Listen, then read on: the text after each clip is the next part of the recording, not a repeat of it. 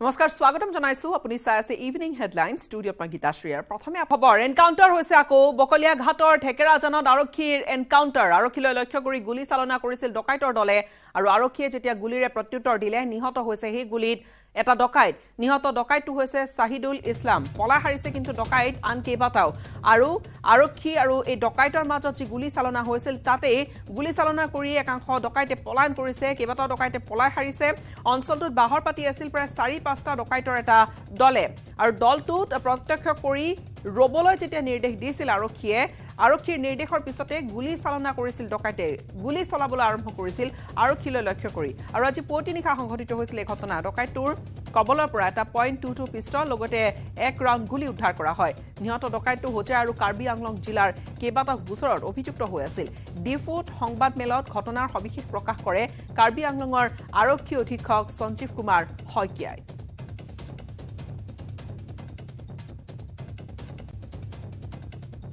কিছুদেৰি exchange of fire হোৱাৰ পিছত গুলি যেতিয়া নাইকিয়া হয় তেতিয়া জেগাটো চাৰ্চ কৰি পেলাই দেখা এজন ইনজিউৰ্ড পৰি আছে আৰু এটা .22 পিষ্টল 1 ৰাউণ্ড গুলি তাতে আছে আৰু বাকী কেইজন লোক সন্দেহ কৰা হৈছে যে তেওঁলোক আন্ধাৰৰ সুযোগ লৈ পলাই গ'ল ইনজিউৰ্ড লোকজনক ইমিডিয়েটলি হস্পিটেললৈ শিফ্ট কৰা হ'ল ডক্টৰে কিন্তু মৃত বুলি ঘোষণা কৰিলে আৰু পিছত গম পোৱা গ'ল যে যিজন মৃত তেখেতৰ নাম শহীদুল ইছলাম তেখেত কুখ্যাত ডকাইত বিভিন্ন ধৰণৰ কেছত তেখেত ইতিমধ্যে প্ৰয়োজন হৈ আছে আমাৰ জিলাত হোজাইতৰ নগাঁও চবতে আৰু বাকী তদন্ত প্ৰক্ৰিয়া এতিয়া চলি আছে তেওঁৰ ঘৰ দেৱস্থান হোজাইৰ দেৱস্থানত বুলি আমি জানিব পাৰিছোঁ এতিয়ালৈকে কনফাৰ্ম কৰিব লাগিব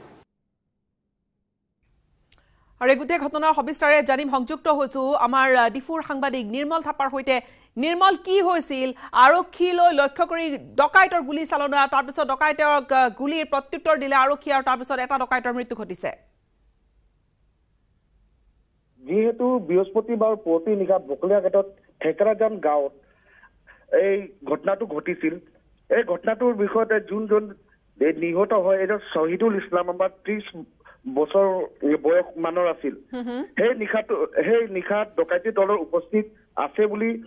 আৰক্ষীয়ে গম পাইছিল গোপন সূত্ৰেদি সেই গোপন সূত্ৰেদি গম পোৱাৰ মতে সিহঁতে ৰাতি আৰক্ষীৰ দলে তাত উপস্থিত হোৱাত সেই ডকাইতৰ দলটো যেতিয়া এই আৰক্ষীৰ দল উপস্থিত হৈছে বুলি সম্বেদ হোৱাত এই আৰক্ষীলৈ গুলি চালনা কৰাত সেই তাৰ প্ৰত্যুত্তৰত আমাৰ আৰক্ষীয়ে তাৰ প্ৰত্যুত্তৰত গুলি চালনা কৰাত এজন এই 4-5 জনীয়া ডকাইতৰ দলত এজনৰ গুলিবিদ্ধ হয় আৰু সেই হোৱাত এই ডকাইটো যেতিয়া আমাৰ ডিফু মেডিকেল কলেজলৈ আনিছিলে মেডিকেল কলেজৰ আনাতে ডক্টৰে মৃত ঘোষণা কৰিছে কিন্তু তাত 4-5 জনীয়া ডকাইতৰ দল আছিল নিৰ্মল আৰক্ষীয়ে জনাইছে আৰু তাত বাকি কেইটা দলৰ ডকাইত কোট কেনেকৈ পলাইছে হয় এতিয়ালৈকে কোনো ধৰণৰ আমাৰ আৰক্ষী অধীক্ষক সঞ্জীৱ কুমাৰ শইকীয়াই কোনো ধৰণৰ আপোনাক সবিশেষ একো জনাব পৰা নাই এটাও আমাৰ সঞ্জীৱ কুমাৰ শইকীয়া এটাও বৰ্তমান কথাখিনি অব্যাহত ৰাখিছে আৰু এই গোটেইখিনি পলায়ন কৰিছে যদিও সিহঁতক অতি সোনকালে আমাক আৰক্ষীয়ে সিহঁতক কৰায়ত্ব কৰিব পাৰিব বুলি আমাক জানিবলৈ দিছে হয় ঠিক আছে হয় ধন্যবাদ জ্ঞাপন কৰিছো ধন্যবাদ আমাক এইখিনি তথ্য আপুনি দাঙি ধৰিলে নিৰ্মল কি ধৰণে আচলতে ঘটনাটো ঘটিছিল আৰু কি ধৰণে আক্ৰমণৰ লক্ষ্য কৰি ধৰিছিল আন এটা এনকাউণ্টাৰ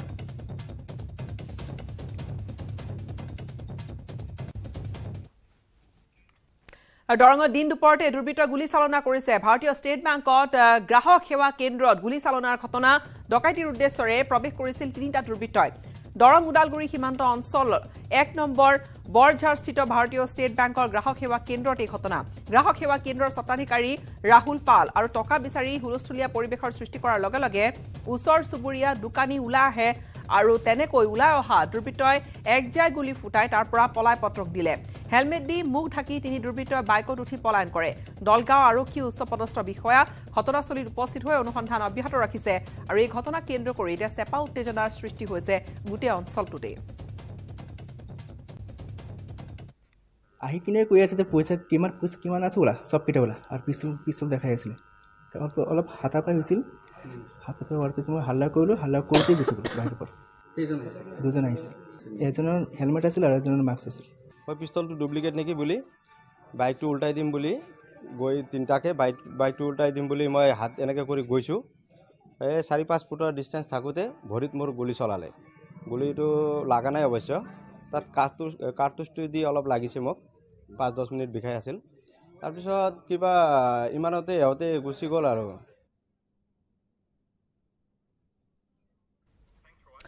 আৰু আপোনাক ইতিমধ্যে তেওঁলোকে জনাইছে যে ডকাইতিৰ উদ্দেশ্যৰে প্ৰৱেশ কৰিছিল এই তিনিটাকৈ দুৰ্বৃত্ত, কিন্তু গুলি চলাইছিল, সৌভাগ্যক্ৰমে গুলি নালাগিল। এই মুহূৰ্তত সংযুক্ত হৈছে আমাৰ সাংবাদিক নৱজ্যোতি মহন্তৰ সৈতে। কি হৈছিল অকণমান জানিম। গীতাশ্ৰী, আচলতে চাঞ্চল্যকৰ ঘটনা বুলি ক'ব লাগিব দৰং জিলাৰ আৰু ওদালগুৰি জিলাৰ সীমান্তৱৰ্তী 1 নম্বৰ বৰঝাৰত, যি বৰঝাৰত দিন দুপৰতে আচলতে দুৰ্বৃত্তই ধন লোড কৰিবলৈ আহিছিলে বেংকত, আৰু ধন লোড কৰিবলৈ আহি যেতিয়াই হুলস্থুলৰ পৰিৱেশ সৃষ্টি হৈছিল আৰু বিভিন্ন লোকে গম পাইছিল যে তাতে এটা হুলস্থুলীয়া পৰিৱেশৰ সৃষ্টি হৈছিল, আৰু তেতিয়াই স্থানীয় যিসকল ব্যৱসায়ীয়ে হওক বা স্থানীয় যিসকল লোক আহি উপস্থিত হৈছিল, হোৱাৰ লগে লগে আচলতে গুলী চলাই দিছিল এই দুৰ্বৃত্ত তিনিটাই। আৰু যিহেতু দুৰ্বৃত্ত তিনিটাই মুখত মাস্ক পৰিধান কৰাৰ লগতে হেলমেট পৰিধান কৰিছিল, যাৰ কাৰণে চিনিব পৰা নাছিল স্থানীয় লোক বা বেংকৰ কৰ্তৃপক্ষই, যাৰ কাৰণে তেওঁলোকে বাইক লৈ উধাও হ'বলৈ সক্ষম হ'ল। কিন্তু আৰক্ষীয়ে বৰ্তমান সমগ্ৰ ঘটনাৰ তদন্ত অব্যাহত ৰাখিছে। যিকোনো মুহূৰ্তত এই যি দুৰ্বৃত্তক গ্ৰেপ্তাৰ কৰা হ'ব বুলি জানিব দিছে যদিও এতিয়ালৈ কিন্তু কোনো সংযুক্ত উলিয়াব পৰা নাই। গীতাশ্ৰী, হয়, তাত CCTV বা তেনেকুৱা ধৰণৰ নিশ্চয়কৈ ক'ৰবাত ফুটেজ আবদ্ধ হৈ থকা বা কি বাইক ব্যৱহাৰ কৰিছিল, কোন দিশেৰে পলাইছিল, সেইখিনি কথা কিবা জানিব পৰা গৈছে নেকি? তাত যিহেতু উপস্থিত আছিল লোকসকল আৰু হাহাকাৰ লগাতে বিভিন্নজন ওলাই অহাতে তেওঁলোকে পলায়ন কৰিছিলে তিনি দুৰ্বৃত্তই। যিহেতু সমগ্ৰ ঘটনা আৰক্ষীয়ে তদন্ত কৰি আছে, আৰক্ষীয়ে নিজৰ জিম্মাত লৈছে সমগ্ৰ বেংকটো, লগতে যিসমূহ তথ্য আছে, যি CCTV ভিডিঅ'ই হওক বা যিসকল লোকে এজাহাৰ দাখিল কৰি তেওঁলোকক সোধপোছ অব্যাহত ৰাখিছে, কি ধৰণৰ লোক আহিছে বা কিমান বয়সৰ লোক হ'ব বা বাইকৰ কিবা নাম্বাৰ তেওঁলোকৰ তাত আবদ্ধ কৰিবলৈ সক্ষম হৈছিল, এই কথাবিলাকত আৰক্ষীয়ে তদন্তৰ আওতালৈকে আনিব বা তদন্ত কৰাৰ সময়ত তেওঁলোকক সোধপোছ কৰিলে ওলাই পৰিব। কিন্তু এতিয়ালৈ কিন্তু আৰক্ষীৰ ফালৰ পৰা বা তেওঁলোকৰ যিসকল এজাহাৰকাৰী, যিসকলৰ বেংকৰ কৰ্তৃপক্ষ, তেওঁলোকে কিন্তু অৱগত কৰা নাই যদিও সমগ্ৰ ঘটনাৰ তদন্ত আৰক্ষীয়ে কিন্তু অব্যাহত ৰাখিছে। নৱজ্যোতি মহন্ত, লগতে আৰু এটা প্ৰশ্ন স্বাভাৱিকতে উত্থাপন হয়, মঙলদৈত এই ধৰণৰ ঘটনা আচলতে হ'বলৈ ধৰা বা এই ধৰণৰ ঘটনা সংঘটিত হোৱাটোৱে কিন্তু ক'ৰবাত নহয় ক'ৰবাত অপৰাধীৰ দপদপনি যে বাঢ়িছে, সেয়া কিন্তু ক'ৰবাত স্পষ্টকৈ তেনেকুৱা এখন ছবিও দাঙি ধৰিছে। নিশ্চয়কৈ, যিহেতু গীতাশ্ৰী উল্লেখ কৰিব লাগিব দৰং জিলাৰ সীমান্তৱৰ্তী দলগাঁও সমষ্টি হয় এই অঞ্চলটো, দলগাঁও সমষ্টি সীমান্তৱৰ্তী যিটো অঞ্চল, আচলতে সংখ্যালঘু অধ্যুষিত অঞ্চল, যিটো অঞ্চলত প্ৰায়সমূহ দৰং জিলা আৰু ওদালগুৰি জিলাৰ সীমামূৰীয়া আৰু দুখন জিলাৰ লোকসকল অহা যোৱা কৰে, যাৰ কাৰণে আচলতে কোন ঠাইৰ পৰা সেই দুৰ্বৃত্তসকল আহিল, যিহেতু সীমামূৰীয়া অঞ্চল, সেই স্থানত আৰক্ষীৰ কোনো দল নাথাকে বা তালাচীৰ কাৰণে কোনো লোক নাথাকে, আৰক্ষীৰ নিৰাপত্তাৰক্ষী নাথাকে, তাৰে সুযোগ গ্ৰহণ কৰিছে নেকি আচলতে দুৰ্বৃত্তই, তাৰে প্ৰমাণ পোৱা গৈছে আচলতে এই ঘটনা সংঘটিত হোৱাৰ লগে লগে। অন্য যি চহৰ অঞ্চলেই হওক বা যিসমূহ আৰক্ষী দপদপনি থাকে সেই অঞ্চলত কিন্তু এই ধৰণৰ ঘটনা হোৱা নাই, যিহেতু আগন্তুক 26 জানুৱাৰী আহি আছে, তাত লৈ আৰক্ষী সষ্ট হৈ আছে। এনে সময়তে কিন্তু এই যি অঞ্চলটোত, এই অঞ্চলটোত কিন্তু দুৰ্বৃত্ত এই ধৰণে গুলীচালনা কৰিবলগীয়া পৰিৱেশৰ সৃষ্টি হ'ল, ডকাইত দিন দুপৰতে কৰিবলগীয়া পৰিৱেশৰ সৃষ্টি হ'ল। এই পৰিৱেশ সৃষ্টিৰ কাৰণে কিন্তু আৰক্ষী আচলতে পোনপটীয়াকৈ নহলেও আৰক্ষী কিন্তু সেই সমগ্ৰ অঞ্চল, যিসমূহ অঞ্চলৰ ভয়াৱহ এই ধৰণৰ ঘটনা সংঘটিত হোৱাৰ সম্ভাৱনা থাকে, সেইসমূহ অঞ্চলত কিন্তু আৰক্ষী উপস্থিত থাকিব লাগে বা আৰক্ষীয়ে তালাচী চলাব লাগে। কিন্তু সেই ধৰণৰ কৰা নোহোৱাৰ কাৰণে দিন দুপৰতে বন্দুক লৈ আহি এটা অঞ্চলত প্ৰৱেশ কৰিবলৈ সক্ষম হৈছিল দুৰ্বৃত্তৰ তিনিটাই। হয়, ধন্যবাদ জ্ঞাপন কৰিছোঁ আমাক এইখিনি কথা আপুনি জনালে। কিন্তু এয়া নিশ্চিত ৰূপত কিন্তু উদ্বিগ্নতাৰ কাৰণ, আৰক্ষীয়ে এফালেতো নিশ্চয়কৈ তৎপৰতা বঢ়াই তুলিছে সন্মুখত 26 জানুৱাৰী, কিন্তু তাৰ মাজতে ক'ৰবাত সুৰুঙা বাছি এই ধৰণে সাহস কৰা দুৰ্বৃত্তই, তাকো অস্ত্ৰ লৈ সাহস কৰা ঘটনা কিন্তু নিশ্চয়কৈ সহজভাৱে ল'ব পৰা ঘটনা এটা নহয়।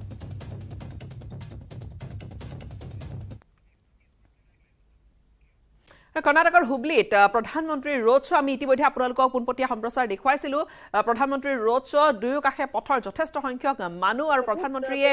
নিজৰ গাড়ীত নিজৰ কনভয়ৰ পৰা তেওঁলোকক হাত জোকাৰি তেওঁলোকক অভিবাদন জনাইছে আৰু এই দৃশ্য আমি দেখুৱাইছোঁ পোনপটীয়াকৈ।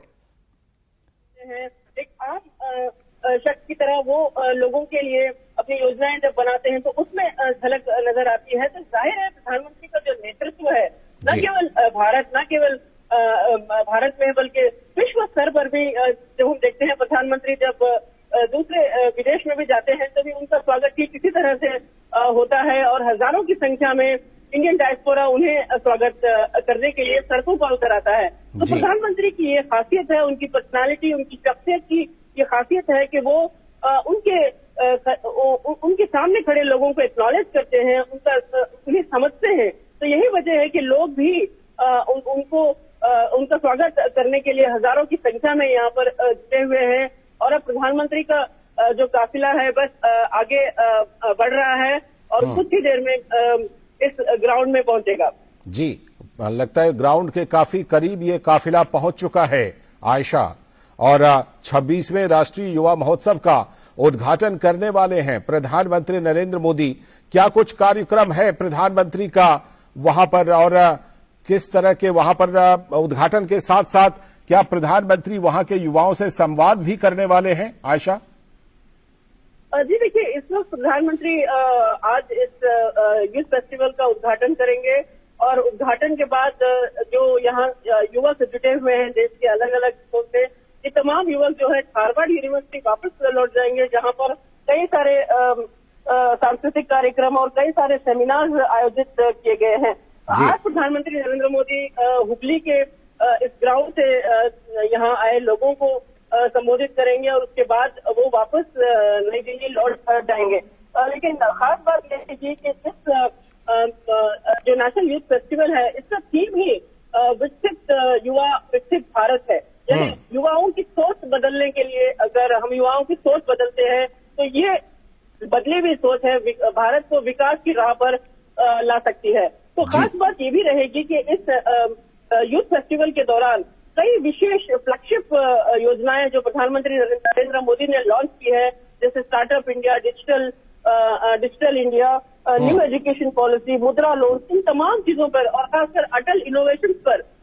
युवक जो है उस पर विचार विमर्श करेंगे। और कल भी हमने आयशा, आपको रोक कर एक बात का खास तौर पर जिक्र करना चाहूंगा। वहां चौराहे पर एक बिल्डिंग है, बल्कि कई बिल्डिंग हैं, और उसमें हम देख रहे हैं सिर्फ और सिर्फ लोगों के सिर ही दिखाई पड़ रहे हैं। इतनी संख्या में लोग वहां पर खड़े हैं जहां पर कि प्रधानमंत्री का काफिला भी गुजर रहा है। वहां पर चौराहे पर जितने भी मकान हैं, सभी की बैल्कनी में, छतों पर लोगों के सिर ही सिर दिखाई पड़ रहे हैं। इतनी संख्या में लोग वहां पर मौजूद हैं प्रधानमंत्री की झलक पाने के लिए, उनका अभिवादन करने के लिए, उनके अभिवादन को स्वीकार करने के लिए। ये कर्नाटक के अंदर प्रधानमंत्री नरेंद्र मोदी की जो हमेशा से लोकप्रियता रही है आयशा, उसी का एक बानगी हम देख रहे हैं यहां पर भी, हुबली में भी।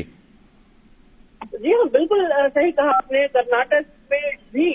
कर्नाटक में प्रधानमंत्री नरेंद्र मोदी की जो लोकप्रियता है वो इस बात से यहाँ पर साबित हो जाती है कि कैसे लोग यहाँ पर उनका भव्य स्वागत में जुटे हुए हैं। और जैसे कि मैंने बताया, प्रधानमंत्री जब भी कर्नाटक पहुंचते हैं, चाहे मैंगलोर हो या बैंगलोर या फिर मैसूर, हर जगह पे प्रधानमंत्री का स्वागत करने के लिए लोग इस तरह से जुट जाते हैं। लेकिन इस समय भारत एक ऐसे दौर से गुजर रहा है कि भारत पर पूरे विश्व की नजर है, और ऐसे में प्रधानमंत्री नरेंद्र मोदी युवाओं को, युवकों को और आम आदमी को साथ लेकर देश के निर्माण के लिए आगे बढ़ रहे हैं। तो ये प्रधानमंत्री की कोशिश हमेशा रहती है। तो जाहिर है लोग भी उसी तरह से रिस्पॉन्ड भी करते हैं। जब वो पहुंचते हैं तो उनका इस तरह से भव्य स्वागत होता है और उन्हें जो है उन पर फूलों की वर्षा होती है। तो अब प्रधानमंत्री नरेंद्र मोदी का काफिला जो है हुसूर रोड से आगे निकल गया है, कुछ ही दूरी पर है अभी। और ये जो इलाका है, कुछ समय पहले तक स्मार्ट सिटी के तहत इस इलाके का पूरा विकास हुआ है। देखिए, हुबली धारवाड़ ट्विन सिटी है, ऐसी ट्विन सिटी है कि हुबली शहर जो है आर्थिक कैपिटल है और धारवाड़ जो है वो कृषि प्रधान शहर है। ये दोनों ट्विन सिटी में जो विकास हो रहा है, जो स्मार्ट सिटी प्रोजेक्ट हैं, जो प्रधानमंत्री नरेंद्र मोदी की फ्लैगशिप स्कीम्स के तहत स्मार्ट सिटी प्रोजेक्ट हैं, उसके तहत ये विकास जो है सामने नजर आ रहा है। हालांकि कुछ दिक्कतें लोगों को होती है क्योंकि कई जगहों पर सड़कें बन रही है, खुदाई हो रही है, लेकिन अब कुछ ही समय के बाद जब ये प्रोजेक्ट पूरे होंगे तो भारत या फिर हुबली शहर जो है एक नए शहर, एक विकसित शहर के रूप में उभर कर सामने आएगा। तो प्रधानमंत्री नरेंद्र मोदी शायद इस बात का भी जायजा ले रहे होंगे कि किस तरह से हुबली स्मार्ट सिटी प्रोजेक्ट के तहत यहाँ पर विकास हो रहा है, यहाँ पर ग्रोथ हुई है, सड़कें कैसी बनाई जा रही हैं, तो जाहिर है ये उनके लिए लोगों का जो लोगों का स्वागत वो एक्नॉलेज कर रहे हैं। उसके साथ साथ वो ये भी देख रहे होंगे कि स्मार्ट सिटी के तहत हुगली किस तरह से विकास की राह पर निकल पड़ा है। तो प्रधानमंत्री नरेंद्र मोदी का मंत्र रहा है विकास, और विकास के जरिए प्रधानमंत्री लोगों की जो है लोगों के करीब हैं। और जाहिर है ऐसे में प्रधानमंत्री नरेंद्र मोदी का जो स्वागत यहाँ पर हुआ है, जो हजारों की संख्या में लोग यहाँ पर जो आने वाले लोग हैं, हावेरी, गदग, बेलगाम, पड़ोसी जिलों से भी लोग यहाँ पर पहुंच रहे हैं, क्योंकि उन्हें मौका चाहिए बस कि प्रधानमंत्री कहीं आसपास के शहर में आ जाएं और वो उनका स्वागत कर सके। तो इसी भारी संख्या को हम देखते हुए यही कहा जा सकता है कि लोग हटना नहीं चाह रहे हैं यहाँ से। मुझे इस बात का अगर मैं ये कहूँ कि प्रधानमंत्री के वापस लौटने तक, एयरपोर्ट लौटने तक अगर ये लोग यहीं पर खड़े रहेंगे तो ये गलत भी नहीं होगा, क्योंकि लोगों को प्रधानमंत्री नरेंद्र मोदी के करीब पहुंचने, उनको साक्षात देखने का एक मौका मिला है। और भले ही वो उन्हें टीवी पर देखते रहते हैं, सुनते रहते हैं, लेकिन आज प्रधानमंत्री नरेंद्र मोदी उनके बीच से गुजर रहे हैं और उन तमाम लोगों को एक्नॉलेज कर रहे हैं। तो जाहिर है हुगली के लोग और धारवाड़ के लोग ये क्षण जो है, ये जो मोमेंट जो है, उनके लिए एक यादगार मोमेंट बनकर हमेशा से उनके मन में रहेगा। बिल्कुल, लौटता हूं आपके पास। हमारे साथ शैलेंद्र मिश्र हमारे संवाददाता जुड़े हुए हैं। शैलेंद्र, प्रधानमंत्री नरेंद्र मोदी के संबोधन में उनके सभी जितने भी वो संबोधन देते हैं, जब कभी भी उल्लेख करते हैं, युवाओं का खास तौर पर उल्लेख करते हैं, युवाओं में उत्साह भरने का काम करते हैं, युवाओं के लिए कई योजनाओं को लॉन्च करते हैं, उनके लिए कई कार्यक्रमों को लॉन्च करते हैं। आज जो प्रधानमंत्री का संबोधन होने वाला है, युवाओं से संवाद होने वाला है राष्ट्रीय युवा महोत्सव के मौके पर, तो एक वो मंच होगा जहां पर देश भर के युवाओं से प्रधानमंत्री रूबरू होंगे। क्या कुछ खास हो सकता है प्रधानमंत्री के संबोधन में शैलेंद्र? निश्चित तौर पर सभी की निगाहें लगी होंगी कि प्रधानमंत्री युवाओं से आज क्या खास बात करने वाले हैं। खास तौर पर आज का दिन महत्वपूर्ण है और हम जानते हैं कि समय समय पर प्रधानमंत्री इस बात का जिक्र करते हैं कि किस तरह से युवाओं की सबसे महत्वपूर्ण भूमिका है देश को आगे बढ़ाने में। और हम जानते हैं कि आजादी के अमृत महोत्सव में जिन संकल्पों की बात की जा रही है, जिस नए भारत की बात की जा रही है, उसमें युवाओं की भूमिका सबसे महत्वपूर्ण है। और जो भारत आज तमाम क्षेत्रों में आगे बढ़ रहा है, चाहे वो स्टार्टअप इंडिया हो या फिर तमाम परियोजनाएं जिसमें हम तेजी से आगे बढ़ रहे हैं, उसमें हम युवाओं के योगदान को सबसे ज्यादा देखते हैं। तो निश्चित तौर पर सभी की निगाहें होंगी कि आज प्रधानमंत्री अपने संबोधन में किन महत्वपूर्ण बिंदुओं को सामने रखने वाले हैं। चूंकि भारत युवाओं का देश है, हम सब जानते हैं, और ऐसे में उस युवा शक्ति की बात प्रधानमंत्री हर महत्वपूर्ण मौके पर करते हैं। किस तरह से युवा शक्ति का बेहतर से बेहतर इस्तेमाल किया जा सकता है, किस तरह से युवाओं को आगे लाकर उनका स्किल डेवलपमेंट करके देश के विकास में उनके अधिक से अधिक योगदान को सुनिश्चित किया जा सकता है। तो निश्चित तौर पर इन सब का जिक्र प्रधानमंत्री नरेंद्र मोदी समय समय पर करते रहते हैं। तो सभी की निगाहें होंगी कि आज किन प्रमुख लक्ष्यों की बात प्रधानमंत्री युवाओं के लिए करते हैं, किन प्रमुख मुद्दों की बात करते हैं, क्योंकि आज के दिन युवाओं को लेकर खासतौर पर प्रधानमंत्री नरेंद्र मोदी हो सकता है कि कई महत्वपूर्ण बातों का जिक्र करें। और जिस तरह से कि प्रधानमंत्री नरेंद्र मोदी अपने ही हमनाम नरेंद्र यानी कि विवेकानंद के विचारों से प्रेरित रहे हैं, युवाओं को भी उनके विचारों से प्रेरित करते रहे हैं। आज स्वामी विवेकानंद जी की जयंती भी है। और यह 26 संख्यक राष्ट्रीय युवा महोत्सवत अंशग्रहण करार पूर्वे रैलीत अंशग्रहण करिছে प्रधानमंत्री गराकी। आमी खबर अब्याहत राखिम समय এটা চমু বাণিজ্যিক বিৰতিৰ।